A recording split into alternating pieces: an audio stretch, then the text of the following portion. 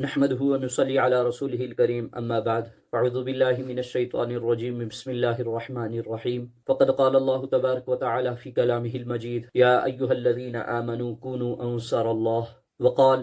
يا أيها الذين آمنوا إن تنصروا الله ينصركم ويثبت أقدامكم صدق الله العظيم۔ محترم سامعین کرام، عزیز ساتھیوں، میرے مسلمان بھائیوں اور بہنوں، السلام علیکم ورحمۃ اللہ وبرکاتہ۔ آج آپ کے سامنے حاضری کا موقع اللہ تعالیٰ نے عنایت فرمایا۔ ایک خاص مقصد کی غرض سے آپ کے سامنے حاضر ہوا ہوں۔ یقیناً ہم سب کے اوپر آج کے دور کے اندر ذمہ داری عائد ہے کہ ہم میں کا ہر شخص یہ فکر کرے، کوشش محنت کرے کہ ہماری آنے والی نسلوں کے لیے کس طریقے سے دین باقی رہ جائے۔ دین کی بقا کی محنت ہمارے اوپر فرض عین ہے۔ بہرحال سامعین، آپ گزشتہ دنوں سے سن رہے ہوں گے، آپ کے سامنے یہ بات ضرور کسی نہ کسی شکل میں آئی ہوگی۔ سوشل میڈیا پر کہیں آپ نے پوسٹ کوئی دیکھا ہوگا، فوٹو کوئی دیکھا ہوگا، کسی عزیز کے سٹوری سٹیٹس پر آپ نے یہ چیز ضرور دیکھی ہوگی، وقف امینڈمنٹ بل یعنی وقف ترمیمی بل۔ تو آپ نے اس کو غور کیا ہو یا نہ ہو، آپ نے اس کو کبھی نظر انداز کر دیا ہوگا، اور یقیناً آپ میں سے کچھ لوگ جانتے ہوں گے یہ کیا چیز ہے۔ تو میں آپ کو یہ بتاتا چلوں یا یہ یاد دہانی کرواتا چلوں کہ ہمارے لیے نہایت اہم ضروری مسئلہ ہے کہ اس کو جاننا، اس کی اہمیت کو جاننا اور اس کے ترمیم ہونے کے بعد کے نقصانات کو جاننا، یہ ہمارے اوپر ضروری ہے۔ بہرحال میں آپ کے سامنے عرض کروں کہ ہم مسلمان ہیں۔ بہرحال ہمارا دنیا کے ساتھ اتنا ہی تعلق ہوتا ہے جتنا ایک مسافر کو مسافر خانے کے ساتھ، کہ ایک مسافر خانے میں گیسٹ ہاؤس میں رکتا ہے، وہ اپنی زندگی کے وہ چند لمحے وہاں گزارتا ہے، پھر اپنی منزل کو رواں دواں ہو جاتا ہے۔ بہرحال ایسے ہی ہم لوگ بھی دنیا میں مسافر ہیں، اور یہ دنیا ہمارے لیے مسافر خانہ ہے۔ مسافر خانے میں اپنے رہائش کے لیے تھوڑی بہت ضروریات کو حاصل کرتا ہے، وہ اس میں کوئی زیادہ بڑی تعمیرات نہیں کرتا، وہ کوشش کرتا ہے کہ جتنا مجھے میسر ہے اسی کو میں صحیح طریقے سے استعمال کر لوں اور یہاں سے نکل چلوں۔ تو ویسے ہی دنیا ہمارے لیے چند دنوں کا سامان ہے۔ اب اس میں بہت سارے حضرات کو اللہ تعالیٰ کی طرف سے یہ دنیا زیادہ مقدار میں میسر ہوتی ہے، وہ زیادہ تعمیرات و ترقی کے کاموں میں اپنے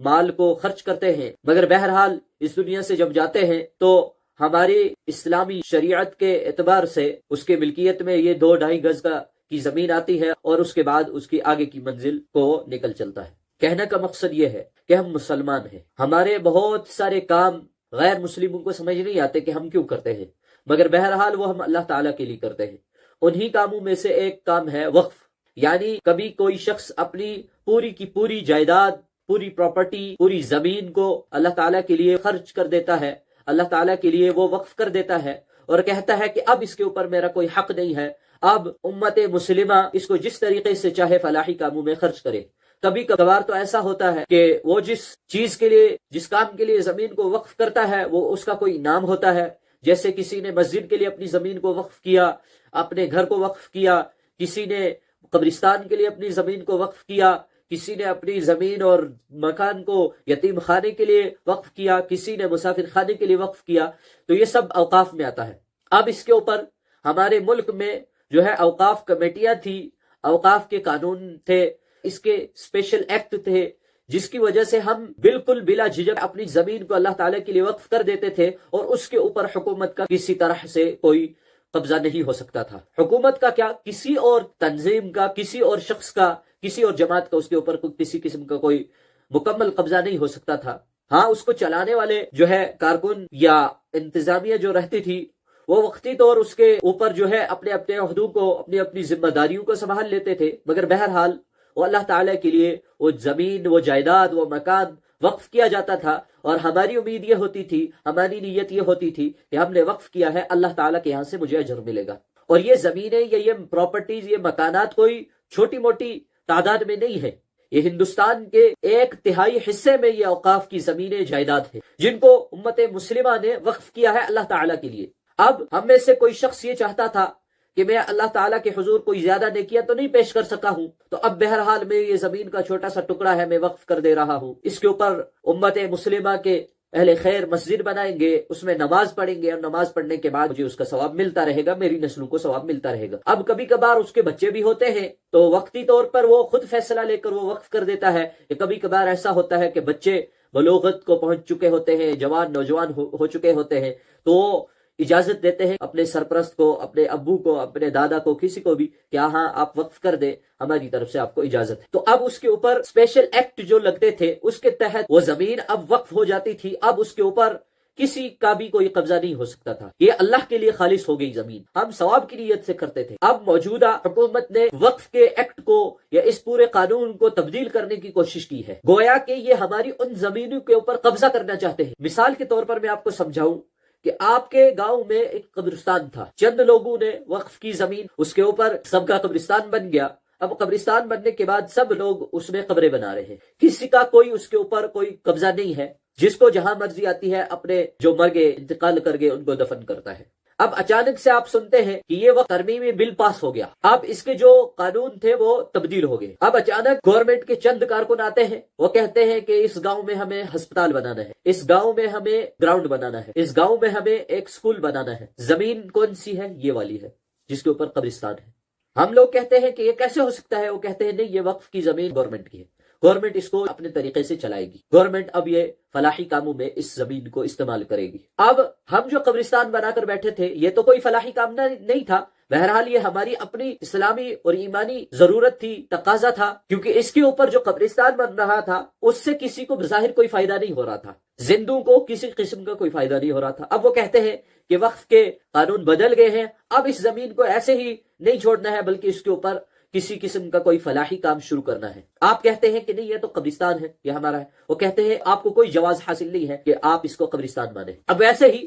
کئی ایکڑوں میں مساجد ہم نے بنائی ہوئی ہے، کسی ایک شخص نے وہ زمین کا ٹکڑا وقف کیا تھا، یا علاقے والوں نے اپنا تھوڑا تھوڑا مال جمع کر کے بنایا تھا مسجد کو، اس کی لاگت کروڑوں میں تھی، اربوں میں تھی، بڑی عالیشان مسجد بنائی ہوئی تھی۔ اچانک سے حکومت کے ادارے کے چند کارکن آتے ہیں، وہ کہتے ہیں یہ مسجد نہیں رہی، اب اس کو ہم نے یتیم خانہ بنانا ہے، یا پھر ہم نے اس کو یہاں ٹرسٹ بنانا ہے، یا ہم نے اس کو مسافر خانہ بنانا ہے۔ آپ کہیں گے نہیں جی یہ تو مسجد ہے، وہ کہتے ہیں نہیں، تحصیلدار صاحب نے، کلیکٹر صاحب نے، ایس ڈی ایم صاحب نے ہمیں بتا دیا ہے کہ آپ اس کے اوپر قبضہ کر سکتے ہیں، آپ اسی کو گیسٹ ہاؤس میں بدل دیں۔ آپ کو کوئی جواز حاصل نہیں ہے کہ آپ یہ کہہ سکیں کہ یہ مسجد ہے، کیوں؟ کیونکہ وہ وقف کی زمین ہے۔ اب وقف کی زمین کے اوپر امت مسلمہ کا کوئی قبضہ نہیں ہے، امت مسلمہ کا کوئی حق نہیں ہے، یہ گورنمنٹ کی زمین ہو گئی، یہ حکومت کی زمین ہو گئی ہے۔ آپ سوچیں یہ کتنا خطرناک ہے ہمارے لیے، یہ کتنا کس قدر افسوسناک ہے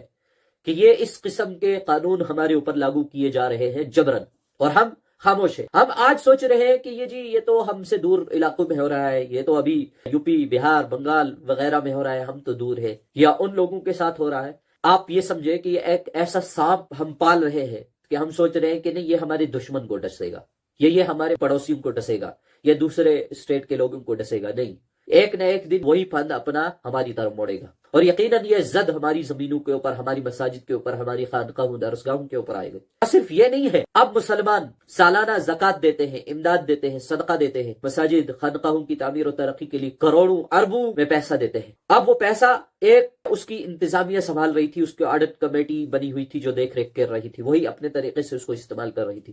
اب یہ جو نیا بل پاس ہوا ہے اس میں اب یہ ہوگا کہ وہ پورا کا پورا پیسہ اس کے اوپر براہ راست گورنمنٹ اس کے اوپر مسلط ہو جائے گی، اپنا قبضہ جمائے گی، اور گورنمنٹ چاہے گی وہ کلب بنائے گی، گراؤنڈ بنائے گی، فیشن ڈیزائننگ ہب بنائے گی، وہ عورتوں کے لیے جو ہے کوئی فلاحی کام شروع کر دے گی، جہاں عورتیں آ کے فیشن ڈیزائننگ سیکھیں گی، عورتیں فیشن پرستی، فحاشی عریانیت سیکھیں گی، عورتیں کچھ اور کام سیکھیں گی۔ یہ گورنمنٹ کا کہنا ہے کہ ہم اس طریقے سے کریں گے۔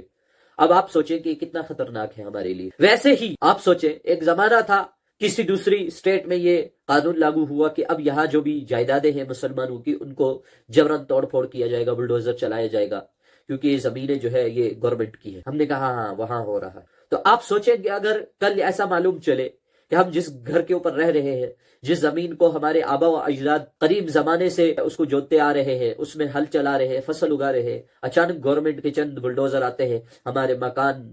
فصل سب کو برباد کر کے چلے جاتے ہیں، اور یہ ٹھپا لگا کے چلے جاتے ہیں، نوٹس لگا کے چلے جاتے ہیں کہ یہ زمین گورنمنٹ کی ہے، اور آپ کو کوئی جواز حاصل نہیں ہے کہ آپ قانون، آپ یہ کیس لڑ سکیں، مقدمہ لڑ سکیں کہ یہ زمین ہماری ہے، ہمارا اس کے اوپر قبضہ ہے، یہ ہمارے آبا و اجداد نے پیسوں سے خریدی ہے، تو آپ سوچیں کہ آپ کے اوپر کیا گزرے گی اس وقت۔ یہی ہماری مساجد، مدارس، ہمارے مسافر خانوں، ہمارے یتیم خانوں کے ساتھ کرنے کی کوشش کی جا رہی ہے۔ اتنا ہی نہیں ہے بلکہ آپ خود اندازہ لگائیں، میں ابھی پڑھ رہا تھا کہ 38 لاکھ ایکڑ سے اوپر کی زمین وقف کی ہے، اوقاف کی، جو مسلمانوں نے، امت مسلمہ نے اللہ کے لیے وقف کر دی ہے، اور ان زمینوں کے اوپر لاکھوں کی تعداد میں کاروائیاں چل رہی ہیں۔ کئی گاؤں وقف کیے ہوئے ہیں، امت مسلمہ نے اپنا مال جان خرچ کر کے ان کو خریدا ہوا ہے اور خرید کر اللہ کے لیے وقف کر دیا۔ اب آج کے دور میں ان کے اوپر مقدمات چل رہے ہیں، کسی ایک شخص نے آ کر مقدمہ کیا ہوا ہے کہ یہ زمین میری ہے، میرے آبا و اجداد کی ہے، اس کے اوپر مسلمانوں نے زبردستی قبضہ کر رکھا ہے۔ ابھی وہ یہ کیسز جو ہے سپریم کورٹ میں، ہائی کورٹ میں چل رہے ہیں۔ جیسے ہی یہ وقف ترمیمی بل لاگو ہو جاتا ہے، امپلیمنٹ ہو جاتا ہے،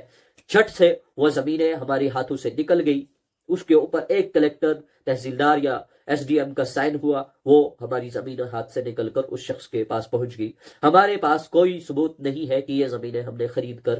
جو ہے وقف کی ہوئی ہے اللہ کے لیے، ہم کہہ بھی نہیں سکتے۔ یہ ابھی شروعات ہے، کل جا کر یہی گورنمنٹ یہ کرے گی، یہ کہے گی کہ نہیں جی اللہ تو ہے ہی نہیں، آپ کس اللہ کی عبادت کرتے ہو؟ جب اللہ کا ثبوت آپ نہیں دے سکتے کہ اللہ ہے، اللہ کا وجود ہے، تو آپ عبادت کرنے کے قائل نہیں ہو، آپ عبادت کرنے کے مجاز نہیں ہو، آپ مجرم ہیں۔ تو آپ سوچیں کہ ہم کیسے اس چیز کا دفاع کر سکیں گے، اپنی حفاظت کر سکیں گے۔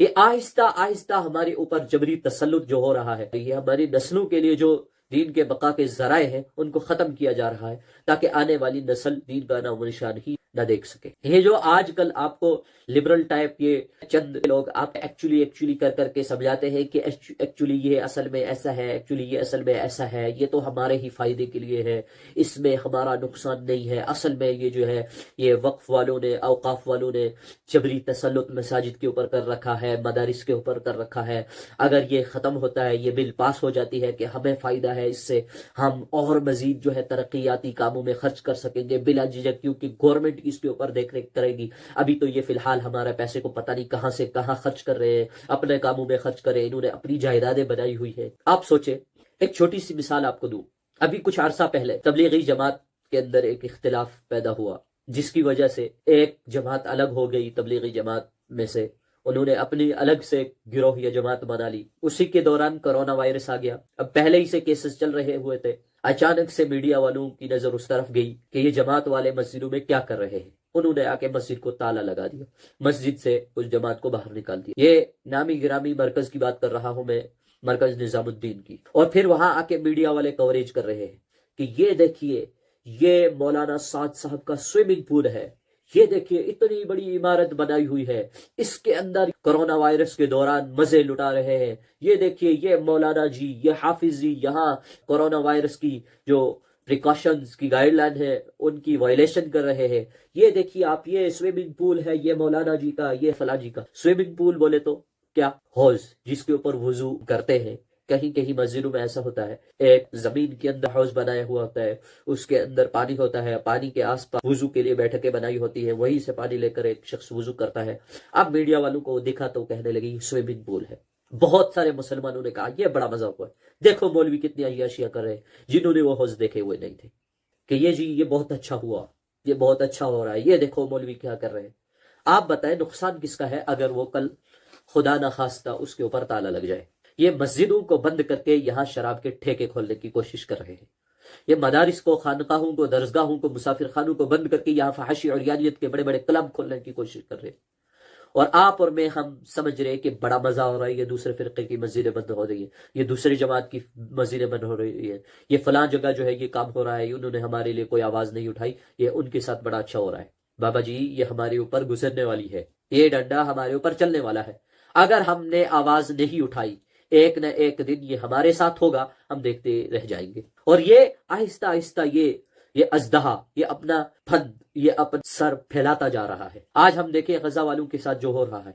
کل ہمارے ساتھ ہو، ہم کتنے طاقتور ہیں، ہمارا ایمان کتنا مضبوط ہے، ہم پہلے ہی سے روایتی دین اور رسمی دین اپنائے ہوئے بیٹھے ہوئے ہیں اور سوچ رہے ہیں کہ یہی اصل دین ہے، جو کہ دین نہیں ہے۔ ہم نے دین میں ایسی خرافات رسومات پیدا کر رکھی ہے کہ ہم کہہ رہے کہ اصل دین یہی ہے، ہمارا عقیدہ ہی مضبوط نہیں ہے، تو کل ہمارے اوپر اگر کوئی ایسا ہو جائے، اللہ نہ کرے ایسا عذاب، کسی کا جبری تسلط ہو جائے، عمومی عذاب میں ہم گر جائیں تو ہم کیا کریں گے؟ تو ہم بچنے کے لیے کہاں جائیں گے؟ آپ سوچیں، اتنے بڑے بڑے عیدگاہ، پورے ملک کا 1/3 حصہ ہم مسلمانوں نے وقف کر رکھا ہے، اور اس کے اوپر بھی یہ تو 1/3 حصہ نہیں ہے، اس سے بھی زیادہ ہے،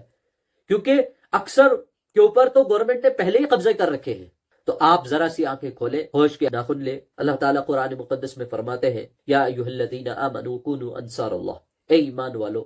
اللہ کے مددگار بن جاؤ۔ اللہ کے مددگار ہم کیسے بنیں گے؟ جب ہم اللہ کے دین کے مددگار بنیں گے۔ اللہ تعالیٰ فرماتے ہیں، یا ایھا الذین آمنوا ان تنصروا اللہ ینصرکم ویثبت اقدامکم، اے ایمان والو اگر تم اللہ کے دین کی مدد کرو گے تو اللہ تمہاری مدد کریں گے اور تمہارے قدموں کو جما دیں گے ان کافروں کے سامنے، ان کافروں کے مقابلے میں۔ تو اگر ہم اللہ کے دین کی ہی مدد نہ کریں، اللہ کی مدد تو ہم کیا کر سکتے ہیں؟ اللہ کی مدد اللہ کے دین کی مدد ہے، اللہ کی مدد اللہ کے گھروں کی تعمیر اور ترقی کے لیے مدد ہے۔ اگر ہم نے وہی نہیں کی تو اللہ کی مدد ہم سے اٹھ جائے گی۔ جب اللہ کی مدد ہم سے اٹھا لی جائے گی